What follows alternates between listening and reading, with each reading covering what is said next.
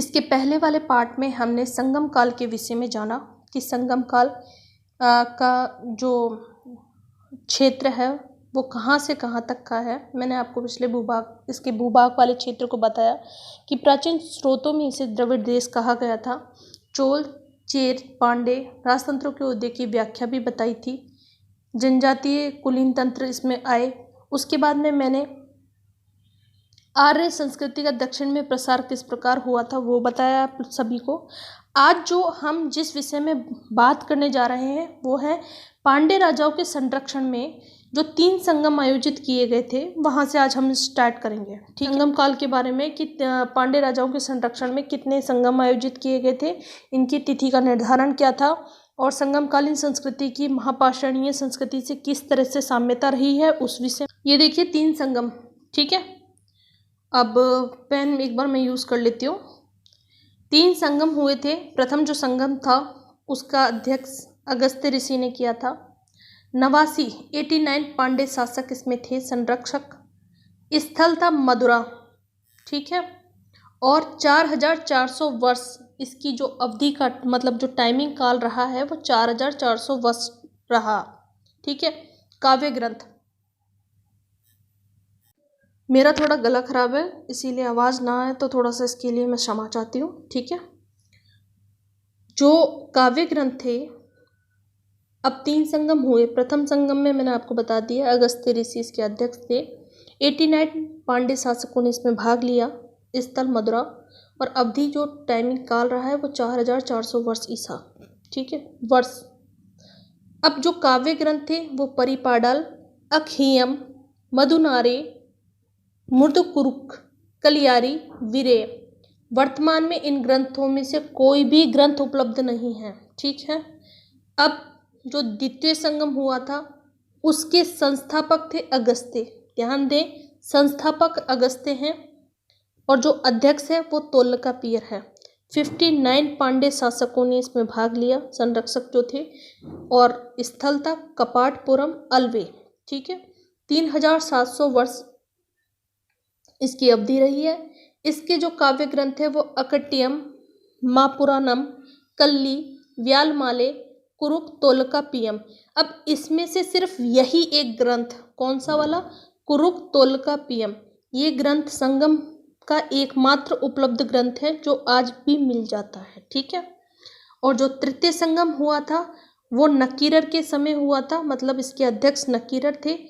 49 पांड्य शासकों ने इसमें भाग लिया था। उत्तरी मदुरा जो स्थल था 1850 वर्ष में नुत्रेम्बत, इसके काव्य ग्रंथ जो हैं नुत्रेम्बत, वरी, परिपाडाल, नेत्रुकथोके, नत्रिने, कुत्थ, परिसे, पदित्रोपात्तु।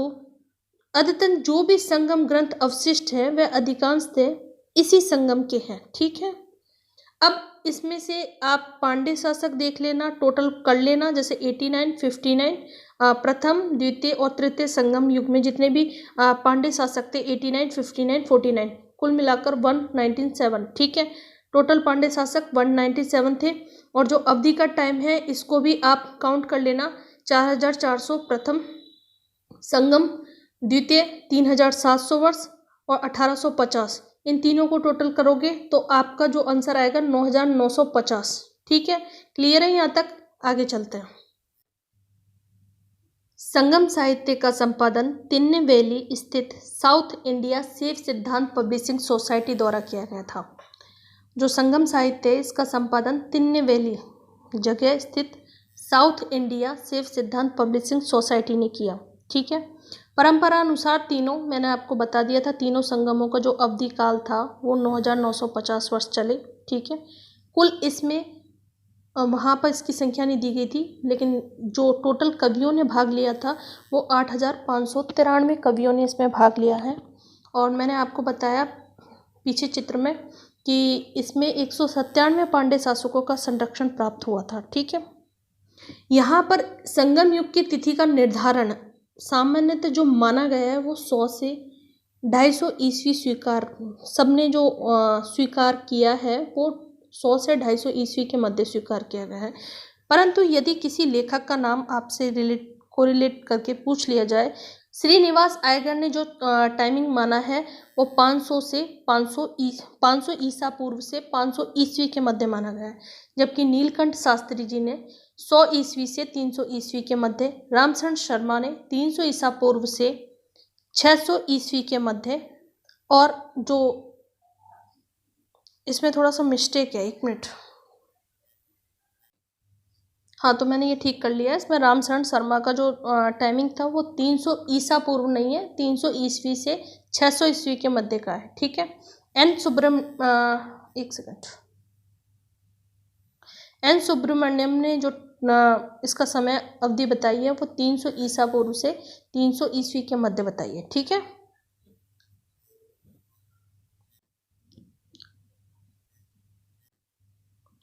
ये कोडुमनाल है, और कोडुमनाल महापाषाणीय जहाँ से सवाग्रह प्राप्त हुए वो वाला स्थान है, ठीक है।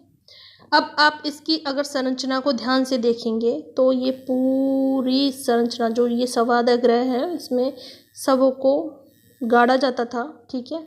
अब आप देखोगे कि यहाँ पे 3 सवाग्रह एक साथ मिले हुए हैं, एक तो ये मेन वाला पार्ट और ये 2। हो सकता है उस टाइम पे जो शवों को गाड़ा जाता था उनके साथ में उनकी प्रिय वस्तुएं भी गाड़ी जाती थी, उसके लिए भी इन्होंने बनाया हो। और ये पूरी की पूरी आसपास की जो संरचना है ये पत्थरों से निर्मित है, ठीक है, ये पत्थरों से बनी हुई है। आप ये पत्थरों को देख सकते हो इस पूरी संरचना में। 1 सेकेंड। कोडुमनाल के बाद में संगमकालीन संस्कृति की महापाषाणीय संस्कृति से साम्यता किस प्रकार रही है? HD सांकलिया के अनुसार कोडुमनाल से प्राप्त पुरातात्विक 1 सेकेंड पहले ले लूँ। कोडुमनाल से प्राप्त पुरातात्विक साक्ष्य के आधार पर दक्षिण भारत का प्रारंभिक ऐतिहासिक काल 4वीं शताब्दी ईसा पूर्व से शुरू हुआ माना जाता है। पश्चिमी तट पर कोडुमनाल से 150 से अधिक महापाषाणीय समाधान प्राप्त हुए। सामग्रियों में बड़ी संख्या में मिट्टी के पात्र हैं जिन्हें पकाकर बाद में ब्राह्मी लिपि वाले लेख उत्कीर्ण किए जाते थे। ब्राह्मी लिपि बाएं से दाएं लिखी जाती थी, ठीक है। अब यहाँ क्या कह रहा है ये कि जितने भी कोडुमनाल से समाधान प्राप्त हुए हैं, 1 मिनट मैं बैक दोबारा लेती हूँ एक बार। अब जो ये समाधान ग्रह है कोडुमनाल वाला, इसमें आप नोटिस करिए थोड़ी सी कि यहाँ पर मिट्टी के काफ़ी संख्या में पात्र मिले। ये चारों तरफ से जो है ये पाषाणों की संरचना बन रखी है। यहाँ पर भी अगर आप देखोगे जो सब गाड़े जाते थे तो ये एक तरफ से 3 कब्र है कि उपयोग की गई वस्तुएं, या उन लोगों का ऐसा मान्यता रहा हो कि बाद में मरने के बाद में वो उस वस्तु का उपभोग करेगा, इस टाइप से ऐसी इसकी कब्रों को बना दिया जाता था। महापाषाणीय समाधान प्राप्त हुए, ठीक है। पत्थरों के आसपास की संरचना जो मैंने बताया आपको कि महापाषाणीय काफ़ी बड़ी संख्या में आसपास पाषाण लगे हुए थे, पत्थरों का वो था।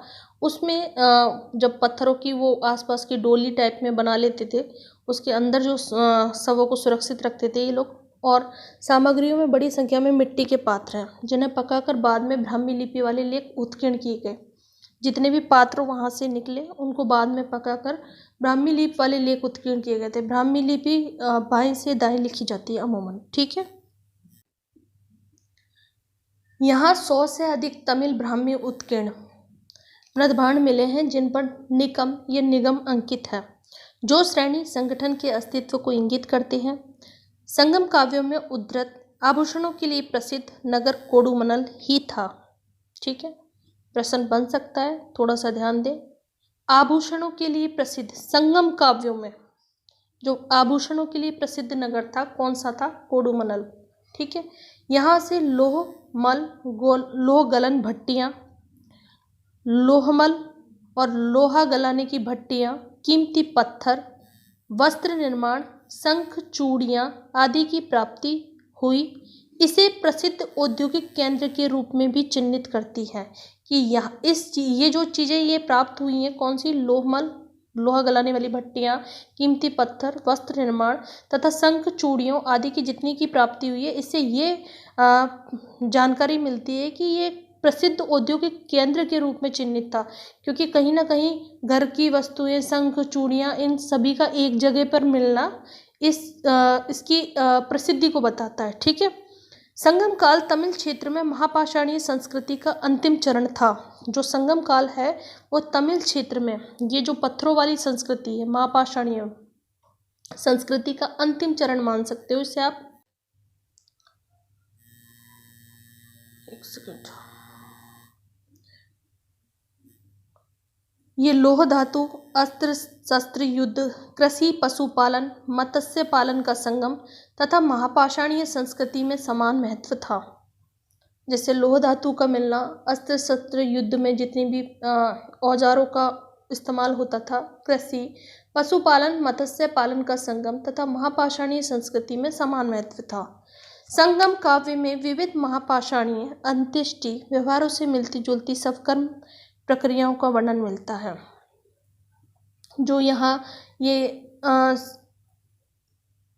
आप कह सकते हैं एक तरह से जिस प्रकार से आज के टाइम पे शवों को जलाया जाता है, यदि आप मणिमेखले महाकाव्य में देखोगे तो आपको वहाँ पर भी पता पड़ेगा कि अंत्येष्टि संस्कार और महापाषाणिक संविधान पद्धतियों का वहाँ पे भी उल्लेख किया गया है। मणिमेखले जो मैंने बताया था, कोवलन और कनगी की कोवलन और माधवी की जो पुत्री थी मणिमेखले, उसके महाकाव्य में। ठीक है। पुरनानुर, नरनई तथा पदित्रतुपातु चेर शासकों से संबंधित में कलश तथा संगोरा समाधानों का वर्णन मिलता है। उरेयूर से संगोरा, एक सेकंड, उरेयूर से संगोरा व्रतों के महापाषाणीय समाधानों का अस्तित्व प्राप्त होता है। अब यहाँ पर कलश तथा संगोरा समाधानों का वर्णन मिलता है। एक सेकंड में चित्र बना लूँ एक बार। जो कलश थे वो इस टाइप के बने होते थे, आप यहाँ पे थोड़ा ध्यान दें। ठीक है। अब एक्चुअली जिंदे इंसान को तो आप कलश में भर नहीं सकते। ठीक है। तो जो आज की प्रक्रिया है, जैसे हड्डियों से आज के टाइम पे फूल बोलते हैं कि कलश में फूलों को चुन लाओ, तो उसी टाइप में ये लोग क्या करते थे पहले के टाइम पे। जो भी व्यक्ति जिसको जलाने की प्रक्रिया पूरी हो जाती थी, उसके दूसरे तीसरे दिन जब सब ठंडा हो जाता था, जो उसके अस्थि अवशेष होते थे उसको ये लोग कलश में भरकर गाड़ देते थे। ठीक है। वो प्रक्रिया कलश समाधान कहलाती है। अब संगोरा समाधानों का मतलब क्या है? संगोरा समाधानों से मतलब है कि जो व्रत या कह सकते हो ट्रायंगल शेप में या पत्थरों को जोड़कर, जैसे आपने ममीज वगैरह में आपने देखा होगा एक पिरामिड में, अब उसमें कोई पत्थर चुने थोड़ी जाते हैं, उनमें एक पत्थर के ऊपर दूसरा पत्थर और दूसरे पत्थर के ऊपर तीसरा पत्थर, इस टाइप से जो कब्र बनाई जाती है उसी टाइप को। जैसे अब संगोरा है, संगोरा व्रतों में क्या करते थे ये लोग ट्रायंगल शेप में पत्थरों को बनाकर उसके नीचे शवों को गाड़ दिया करते थे। महापाषाणीय संस्कृति के स्मृति पत्थरों के समान संगम कविताओं में विरागल पत्थरों का उल्लेख मिलता है। विरागल पत्थर भी वही जैसे जो सीधे नदी तालाबों से चुनकर और बहकर आ जाते थे, या खानों से सीधे पत्थरों को निकाल लिया जाता था, उस टाइप के। ठीक है। अब देखो आप थोड़ा इसके महापाषाण के संस्कृति के समाधानों को देखो, इसमें देख लो आप।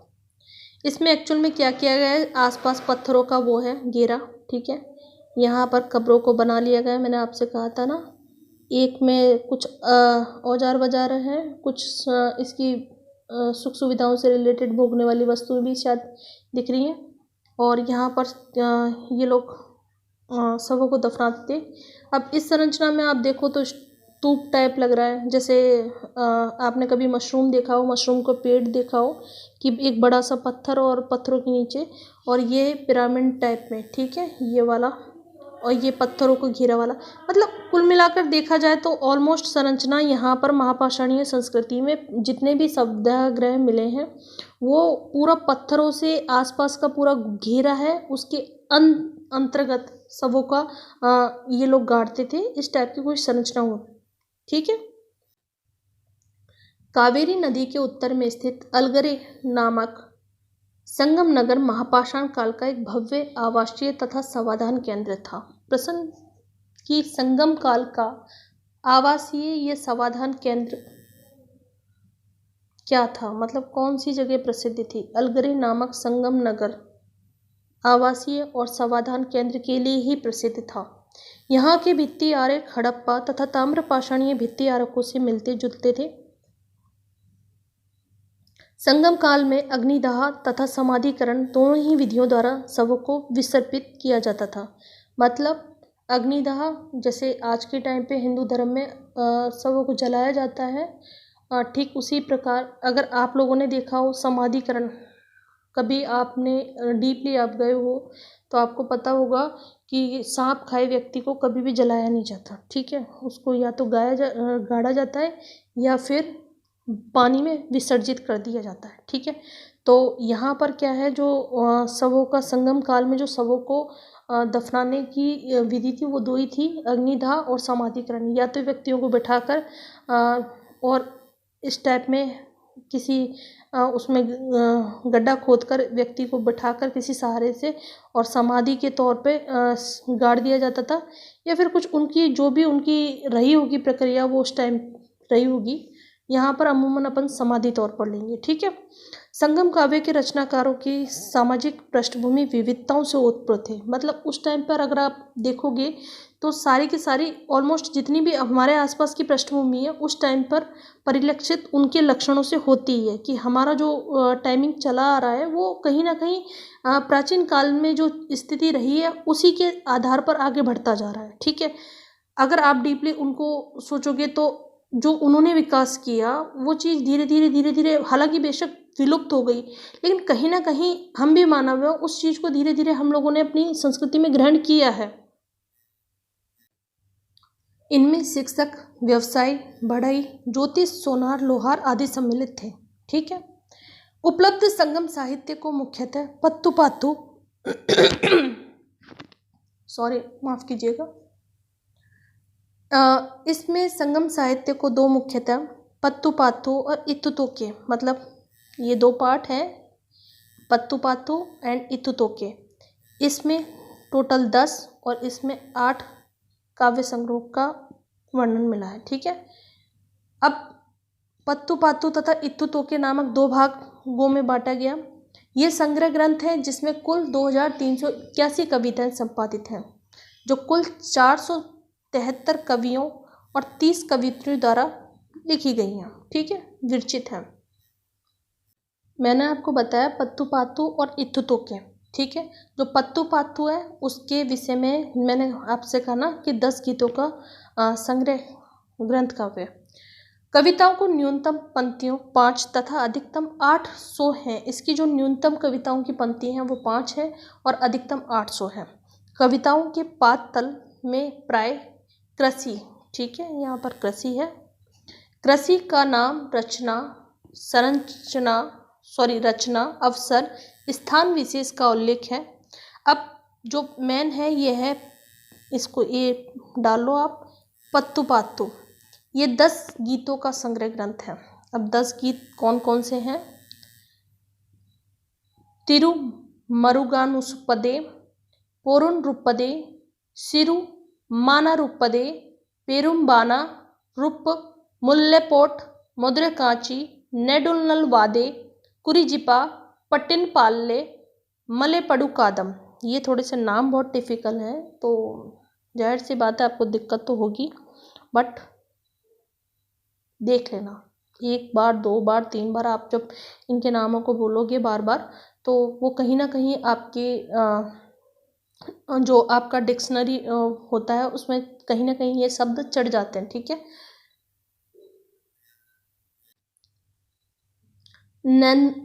नेडुनलवाडे, नक्कीरर, मैंने आपको बताया ना इसमें दे रखा है 10 में से, द्वारा रचित, ठीक है। इसमें पांड्य शासक नेडुजेलियन तथा उसकी रानी का वर्णन है। वही पांड्य शासक जिसने कोवलन पर जिस पर उसी नेडुजेलियन ने कोवलन को फांसी की सजा दी थी और बाद में आत्मग्लानि के चलते आत्महत्या कर लिया था, वही वाला नेडुजेलियन है, ठीक है। और उसकी रानी का वर्णन है किसमें? नक्कीरर में। मरुगरुपादय भी नक्कीरर की अन्य रचना है। पट्टिनपाल अब ये जो पट्टिनपाल है, ये 9वां वाला ग्रंथ है कि पट्टिनपाल रुदन कन्नाड द्वारा रचित यह चोल राजधानी पुहार कावेरीपट्टनम पर रचित एक जीवंत और लंबी कविता है। ध्यान दें, नेडुनलवाडे नक्कीरर द्वारा रचित है। प्रश्न बन सकता है कि नेडुनलवाडे किसके द्वारा रचित है, इसके रचयिता कौन है, नक्कीरर। ठीक है, और अगर ज़्यादा ही डीपली किसी ने क्वेश्चन पूछ लिया जैसे नेट जेआरएफ में, तो उसमें किसकी रानी का वर्णन है और किस शासक का वर्णन है, तो वो इतना खैर डीपली जाते नहीं, लेकिन फिर भी आप पूरा पढ़ के जाओ ना तो थोड़ा सा कॉन्फिडेंस आता है अंदर से। ठीक है, अब जो पट्टिनपाल है इसके रचयिता है रुदन कन्नाड द्वारा रचित पट्टिनपाल। ठीक है, ये चोल राजधानी पुहार कावेरीपट्टनम पर रचित एक जीवंत और लंबी कविता है। अब मधुरकाची इसके जो लेखक हैं वो है भागुदी मरुदनार। ठीक है, ये शब्द आपको बहुत इरिटेट करेंगे, बट 1 या 2 बार अगर आप इन्हें बार बार पढ़ते रहोगे तो कहीं ना कहीं आपके माइंड में फीड हो जाएंगे। इसमें पांड्य शासक नेदुजिलिन के शासन का वर्णन मिलता है। किसमें, भागुदी मरुदनार में। ठीक है, बताया पहला वाला था पत्तुपात्तु और दूसरा इत्तुतोके। ठीक है, अब इसमें जो गीतों का संग्रह है वो 8 गीतों का संग्रह है, उसमें 10 थे, इसमें 8 है। ठीक है, पहला नडेर नत्रिणे कुरुथाके, दूसरा एगु नूरू,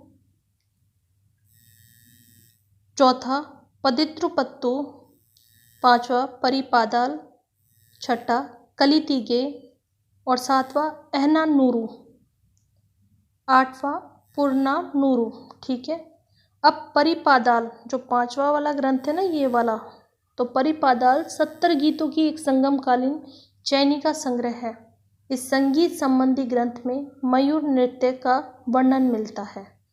किसमें, परिपादाल में। ये 70 गीतों की एक संगमकालीन रचना है, ये संग्रह है, और इसमें हमें मयूर नृत्य का वर्णन मिलता है। किसमें मयूर नृत्य का वर्णन मिलता है, तो वो है परिपादाल। ठीक है, अब इसमें भी इत्तुतोके में भी 8 जो ग्रंथ हैं उनमें से कुछ एक मोस्टली ग्रंथों को छांटा गया है जो कहीं ना कहीं एग्ज़ाम की दृष्टि से इम्पोर्टेंट है। तो उसमें ये जो ग्रंथ है पुरनानुरू, ये 8वें नंबर का है।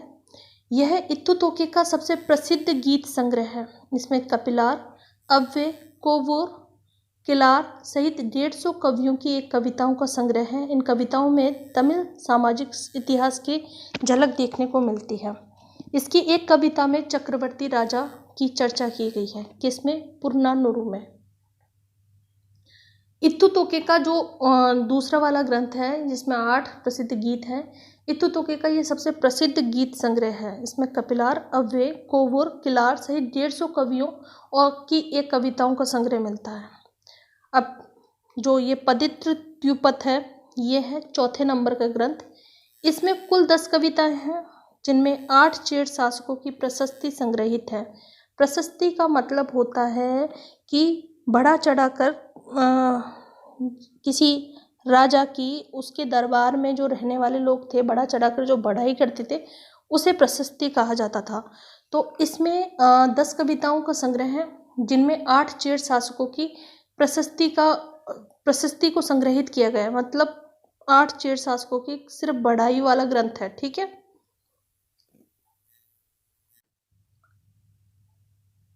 इसमें चेर राज्य में प्रचलित कलश समाधानों का भी उल्लेख मिलता है। अब मैंने आपको बताया था कलश में सीधे तो इंसानों को डाला नहीं जा सकता, तो कहीं ना कहीं उनको अग्निदाह करने के बाद में जो फूल चुनने वाली प्रक्रिया होती है, उसके बाद में फूल चुनकर, फूल हड्डियों को कहते हैं आज की भाषा में, आपने देखा होगा कि फूल चुनने जा रहे हैं, तो फूल चुनना वहाँ पे अस्थियों को चुनकर और उस कलश में रख देना। ठीक है, तो कलश समाधानों का भी उल्लेख मिलता है।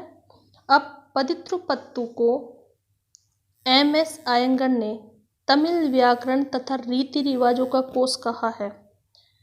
अगर प्रश्न बन जाए कि तमिल व्याकरण तथा रीति रिवाजों का कोश, क्योंकि पिछली बार अगर आपने ध्यान दिया हो तो पूछा गया था कि विवाह से रिलेटेड गीत, कुछ ऐसा प्रश्न था, मुझे ध्यान नहीं है, अगर आएगा ये आगे तो मैं आपको बता दूंगी। तो वो इसी संगम साहित्य के क्षेत्र में से लिया गया था। तो थोड़ा सा आप इसको ध्यान दें कि यहाँ पर जितने भी ये वर्ड आ रहे हैं कि किस में चक्रवर्ती राजा की चर्चा की गई और सबसे प्रसिद्ध ग्रंथ है तो वो पुरनानूर है। यहाँ पर इसमें दिया गया है कि प्रचलित कलश समाधान का उल्लेख किस उसमें था, तो पूछा जा सकता है पदित्रोपत में। अब इसमें जो मोस्ट लग रहा है वो ये लग रहा है कि तमिल व्याकरण तथा रीति रिवाजों का कोश, एम.एस. अयंगर ने, लेखक का नाम कोई नहीं पूछेगा मगर ये चीज़ पूछी जा सकती है कि तमिल व्याकरण तथा रीति रिवाजों का कोश किसे कहा गया, तो पदित्रोपत्तु को। ठीक है। एहनानूर, अब ये एहनानूर वाला कौन से नंबर का था, 7वें नंबर का था। इस संग्रह का रचयिता मामूल नार रुद्र शर्मन है, जिसमें उत्तरी भारतीय राजवंश नंद तथा मौर्यों का वर्णन मिलता है। जो एहनानूर का रचयिता है वो मामूल नार रुद्र शर्मन है। इसने जिस राजवंश का उल्लेख किया है वो नंद और मौर्यों का वर्णन इसमें मिलता है। शर्मा ने संगम साहित्य को मोटे तौर पर 2 समूहों में बांटा है, आख्यान समूह और उपदेश समूह। आख्यान बोलने वाले और उपदेशात्मक जो भी हैं ऐसे वाले ग्रंथ।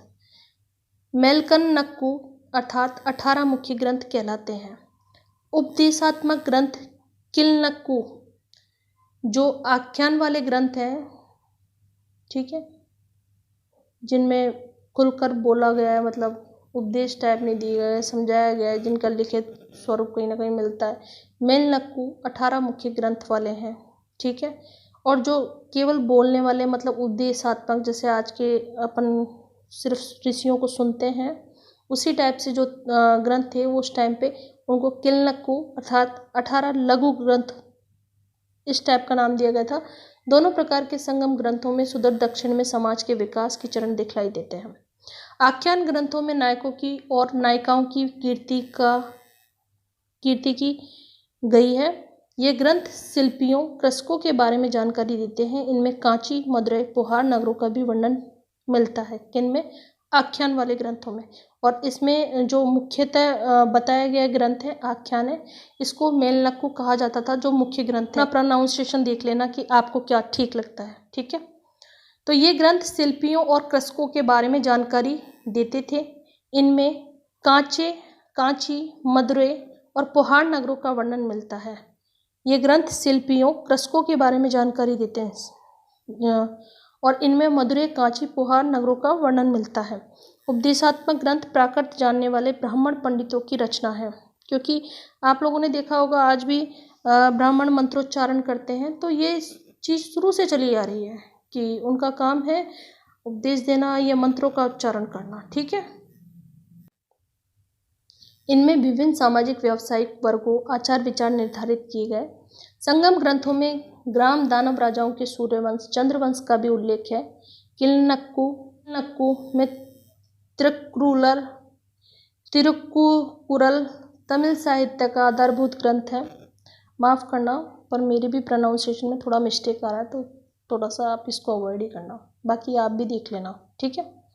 इसके विषय त्रिवर्ग, धर्म, अर्थ, काम, आचार शास्त्र, राजनीति, आर्थिक जीवन तथा प्रणय से संबंधित है। इसका रचयिता कौटिल्य, मनु, कात्यायन आदि के विचारों से प्रभावित है। किसका रचयिता? इस किलनक्कु में जो तिरुक्कुरल है तमिल साहित्य का, ये आधारभूत ग्रंथ है। इसमें जो 3 वर्ग हैं, धर्म, अर्थ, काम, तीनों की व्याख्या की गई है। और इसका जो रचयिता था वो कौटिल्य, मनु और कात्यायन के विचारों से प्रभावित था। तो कहीं ना कहीं इसके विचारों में, इसके ग्रंथ के विचारों में वो चीज़ देखने को आपको मिलेगी। ठीक है। इस ग्रंथ के कुल 113 खंड हैं। तिरुक्कुरल को तमिल बाइबिल और पंचम वेद भी कहा जाता है। तिरुवल्लुवर द्वारा इसकी रचना सिंघल शासक इल्लल तथा उसके पुत्र को शिक्षित करने के लिए की गई थी। 5वीं-6वीं शताब्दी ईस्वी की रचना है। संगम साहित्य समाज को प्रतिबंधित करता है। इसकी अपनी स्पष्ट सांस्कृतिक धाराएं हैं। संगम साहित्य की 2 मुख्य विषय वस्तु हैं। पहली आगम प्रणय काव्य, दूसरी पुरम शासकों को युद्ध पराक्रम संबंधी प्रशस्ति। निपुरम काव्य को A.K. रामानुजन ने जन काव्य कहा है। ठीक है। अन्य संगम जो काव्य हैं वो संगम कवि कपिलार, वेल सामंत, चेर वंश से संबंधित शासक पारी ने संरक्षण दिया था इन्हें। कपिलार ने परनार, कलिथोके तथा कुरिंज पांतु नाम ग्रंथों की भी रचना की है। ठीक है। परनार में मौर्य वंश की जानकारी प्राप्त होती है। कपिलार, जो पहले अभी आपको मैंने बताया था, इसने इसकी रचना की है। इस कपिलार का जो आत्महत्या करने का उल्लेख है वो अंसन द्वारा है। ठीक है, इसका ध्यान रखना कि कपिलार ने अंसन द्वारा आत्महत्या की। तोल्काप्पियम द्वितीय संगम का एकमात्र उपपल प्राचीनतम संगम साहित्य है। इसके रचनाकार तोल्काप्पियर हैं, जो कि अगस्त्य ऋषि के 12वें शिष्यों में से एक थे। तोल्काप्पियर ये अगस्त्य ऋषि के 12 शिष्यों में से एक थे। ये तमिल व्याकरण ग्रंथ है जो सूत्र शैली में रचित है। तमिल साहित्य एक विधा कोवे है। उदाहरणार्थ पांड्य कोवे पांड्य शासकों के युद्धों का विवरण है। ठीक है। मुलियार रचित आचार कोवे में शिव महिमा का वर्णन है। नचिरर विकनियर ने पुरनानूरू और तोल्काप्पियम नामक संगम कृतियों पर टीका लिखी है। अगस्त्य ऋषि का संबंध द्वारका से स्थापित किया गया। उपयुक्त संगम साहित्य के अलावा संगम युग में महाकाव्यों की भी रचना की गई है। कि यह महाकाव्य संगम साहित्य के अंतर्गत नहीं माने जाते, तथापि इनमें तत्कालीन जन के विषय में अच्छी जानकारी प्राप्त होती है। आज के लिए इतना ही काफ़ी है। धन्यवाद। आपको अच्छा लग रहा है तो प्लीज़ लाइक कीजिए, शेयर कीजिए एंड सब्सक्राइब कीजिए। धन्यवाद।